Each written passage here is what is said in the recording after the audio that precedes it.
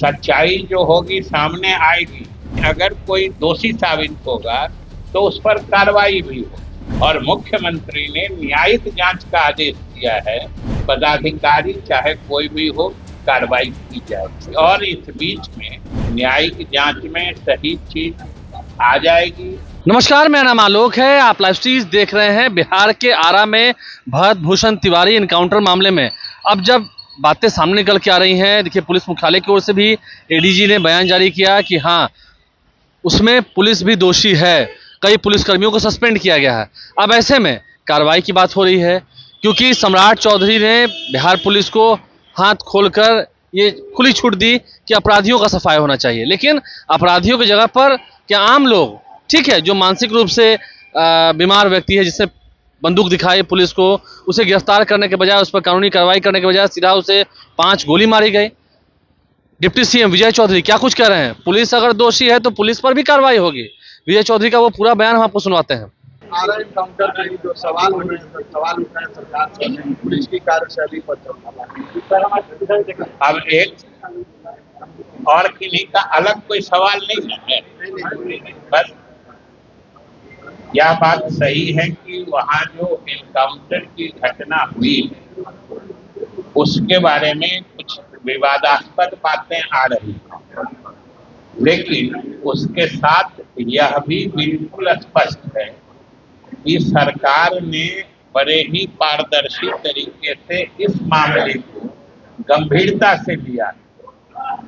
क्योंकि लोगों के मन में अगर कोई शंका है या संशय है तो उसको दूर करना सरकार की जिम्मेदारी है। और इसके तहत अगर उस इनकाउंटर पर सवाल उठे हैं तो सरकार ने गंभीरता से इस मामले को लिया है और इसकी गहराई तक, इसकी तह तक जांच कराई जा रही है। और आपने सुना होगा कि इसके लिए न्यायिक जांच का आदेश मुख्यमंत्री ने दे दिया है। मुख्यमंत्री सम्राट चौधरी ने इसके न्यायिक जांच का आदेश दिया है। इससे ज्यादा पारदर्शी फैसला नहीं होता है कि कोई सरकारी, वैसे पुलिस विभाग द्वारा, पुलिस मुख्यालय द्वारा भी जो डीआईजी शाहाबाद रेंज के हैं उनको भी जांच करने के लिए कहा गया। लेकिन हो सकता है कि लोग जो सोच रहे हैं, सच्चाई जो होगी सामने आएगी और सच्चाई में अगर कोई दोषी साबित होगा तो उस पर कार्रवाई भी हो। लेकिन सरकार ने सिर्फ पुलिसिया जांच पर भरोसा नहीं किया और मुख्यमंत्री ने न्यायिक जांच का आदेश दिया है।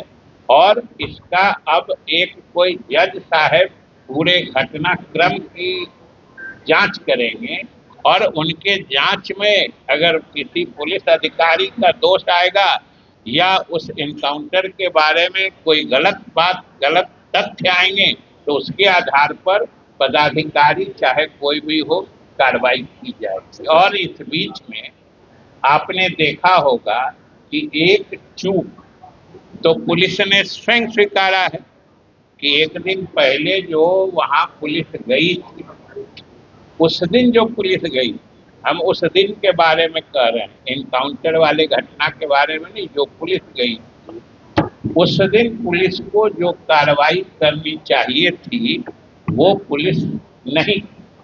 इसके लिए 3 पदाधिकारी निलंबित किए गए और इनके खिलाफ भी और भी ज्यादा जांच चल रही है। और यह जो इनकाउंटर वाली घटना है इसकी न्यायिक जांच सरकार करा रही है। लोगों को भरोसा रखना चाहिए, न्यायिक जांच में सही चीज आ जाएगी।